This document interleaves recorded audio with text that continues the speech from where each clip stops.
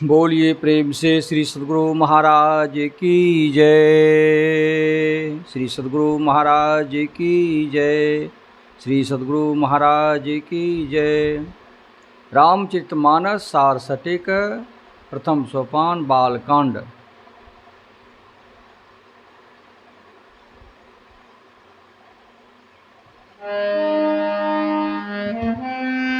वंदो गुरु पद पदुम परागा,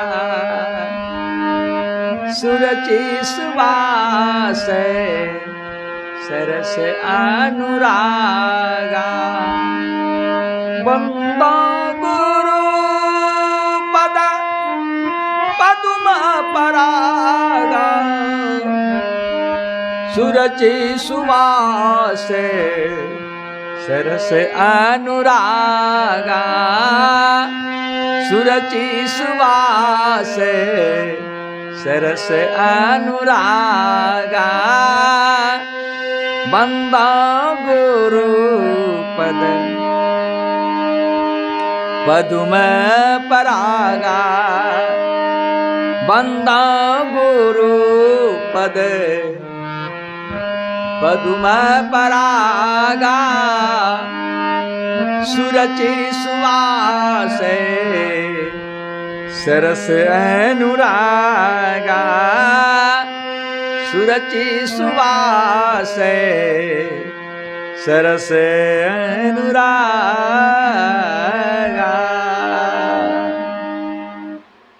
वंदो गुरुपद पदुम परागा। गुरु की चरणों का जो वंदना करते हैं वह कहते हैं गुरु की चरणों में एक पराग होता है। यह गुरु अर्थ में गुरु महाराज की चरण कमल की रज को प्रणाम करता हूँ, जो अच्छी रुचि और प्रेम को उत्पन्न करने वाली सुगंधित और सार सहित हैं। चरण रज में शरणों की चैतन्य वृत्ति गर्मी रूप से स्वभावतः समाहित होती है। यही चैतन्य वृत्ति शरण रज में सार हैं जो पुरुष जिन शरणों जिस गुणों वाले होते हैं उनकी चेतन वृत्ति और गर्मी उसी गुणों का रूप होती है। भक्तिवान योगी ज्ञानी और पवित्र आत्मा गुरु की चरण रज में उनका चेतन रूपी सार भागवत भक्ति में सुरुचि और प्रेम उत्पन्न करता है और श्रद्धालु गुरु भक्तों को मिलता है। इसलिए हमें गुरु की चरणों का वंदना करना चाहिए। गुरु की चरणों का हमेशा जो है उनकी जो है पूजा करनी चाहिए, उनकी भक्ति करनी चाहिए। वह रज सुगंधित भी जान पड़ती है। चरण रज तीन तरह की होती है। चरण रज के तरह का होती है, 3 तरह का होती है। चरण रज 3 तरह का होती है। मिट्टी रूप, स्वाभाविक आभारूप और ब्रह्म ज्योति रूप। मिट्टी रूप चरण रज को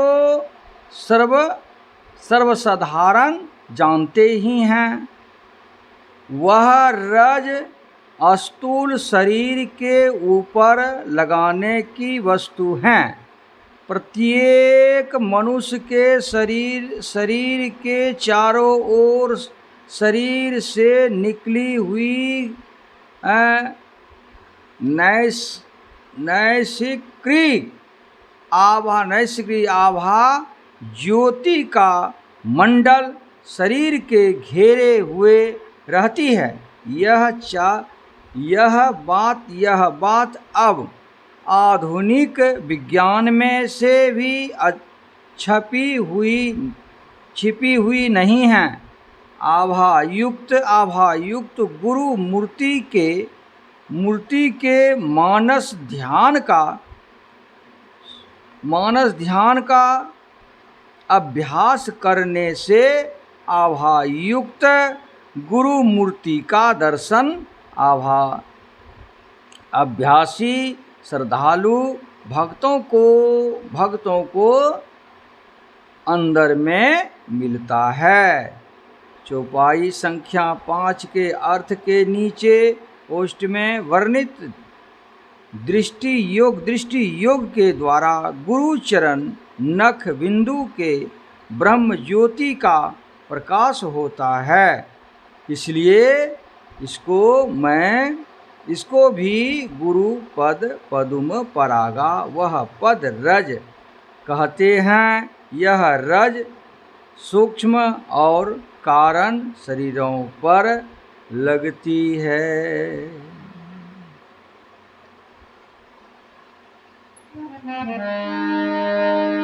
अमिव मोरी में चूरन चारू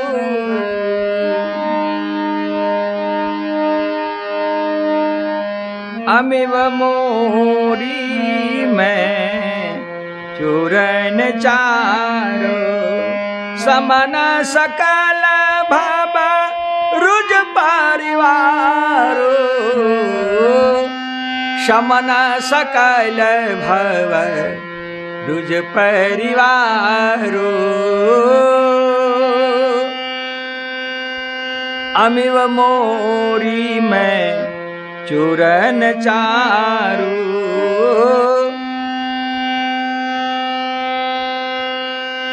समन सकल भव रुज परिवारो सुकृत संबोतन विमल विभूति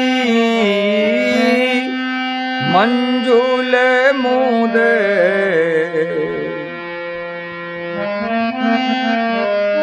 मंजुल मंगल मोद प्रसूति मंजुल मंगल मोद प्रसूति सुकृत संभूतन विमल विभूति मंजुल मंगल मोद प्रसूति जनमन मंगो मुकुर मालहारणी जनमन मंगो मुकुर मालहारणी किए तिलक गुण गण बस करनी किए तिलक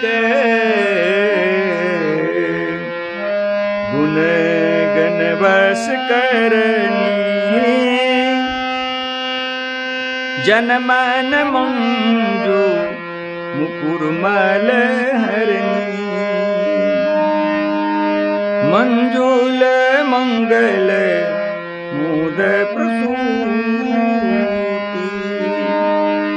जनमन मंजू मुकुर माल हरनी किए तिलक गुण गण बस करनी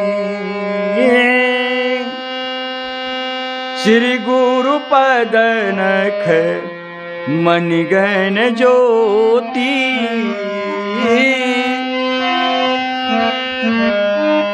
श्री गुरु पद नख मणिगण ज्योति श्री गुरु पद नख मणिगण ज्योति सुमरत देव्य दृष्टि होती सुमरत दिव्य दृष्टि होती श्री गुरु पद नख मणिगण ज्योति सुमरत दिव्य दृष्टि होती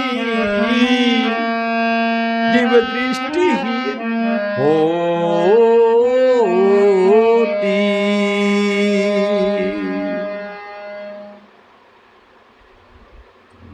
यह रज अमृत जड़े का सुंदर चूर्ण है और सब भवरोग परिवार जन्म मरणादि का नाश करने वाली हैं। चरण रज में सार अमृत रूप है। यह जन्म मरणादि रोगों को धीरे धीरे दूर करके सेवन करने वाले को अमर कर देता है। ये जन्म और मरण का जो दुसह दुख है, यहाँ पर ये बतला रहे इस चौपाई ने कि जब ये जो गुरु की चरणों का सुमरन करेंगे, भजन करेंगे, ध्यान करेंगे, उनका जन्म मरण का दुसह दुख समाप्त हो जाएगा, वह परमात्मा में मिल जाएंगे। इसलिए भाई हमेशा भजन करना चाहिए। तो यह कहते हैं ऐसे चरण रज में सार अमृत रूप हैं। वह जन्म मरणादि रोगों को धीरे धीरे दूर करके सेवन करने वाले को अमर कर देता है। सुकृत संभुतन विमल विभूति मंजुल मंगल मोद प्रसूति। यह रज पुण्यवान शिव शरीर पर लगी हुई शुद्ध भस्म के तुल्य हैं, जो सुंदर हैं और शुभ तथा आनंद को उत्पन्न करने वाली हैं। यह रज जन मन मंजू मुकुर मल हरणी। मुकुर मना है ना, बड़ा अच्छा उदाहरण दिया गोस्वामी जी ने। यह रज भक्ति के सुंदर मन रूपी दर्पण की मैल को हरने वाली है। मन रूपी दर्पण का मैल हरने वाली है। मन पर जो पाप रूपी काई लगी है, धूल लगी है, वही धूल को पोंछने वाली हो जाती है। इसलिए वह धूल जो लगी है और तिलक करने से यह गुण समूह को वश में कर देती है।